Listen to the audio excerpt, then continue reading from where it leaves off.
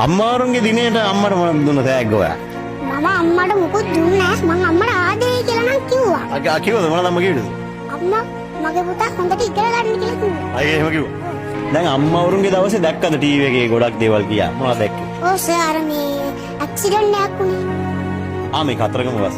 ඔව් මේ බස් එකට යට වෙලා අම්මා කෙනෙක් දරුවෙක් මේ දරුවව අතාරින්න නැතුව බස් එකෙන් අල්ලන් ඉන්නවා. මේ දරුවව අතින් අල්ලන් ඉන්න බස් එකට යට වෙලා ඒ කියන්නේ සර් අර බස් එකට යට වෙලා අපි දෙයක් අතාරිනවනේ බස් ඒකට යට වුණා. අපේ අතේ තියෙන සියල්ලම ඒ වගේ අම්මා දරුවව අතාරින්න නැතුව බස් එකට යට වෙලා අල්ලන් හිටියනේ. මගේ දැක්කනේ. ඔව් සර්. මේ අම්මගේ සම මේ ඇහැට කඳුලක් එක්කලා එන්නේ. රටේම කට්ටිය වෙලා ඇඬුව එක දැකලානේ. මට දැනුණා අම්මා ගැන ගොඩක් ආදරේ දැනුණා ඊට පස්සේ. ඔව් අම්මා මගේ අම්මත් එහෙම වෙන්නේ. අපිට කරදරයක් වෙනවා අම්මා පිට වෙනවා. අපේ අම්මලා විතරක් නෙවෙයි ලෝකෙ ඉන්න හැම අම්මලාගෙම එහෙම නේද? නේද පුතේ? ඉතින් ඔයාට දැන් මොනවද දැන් මං ඇහුවොත් අම්මට සමාන වචනයක් මේ ලෝකේ තියෙනවද?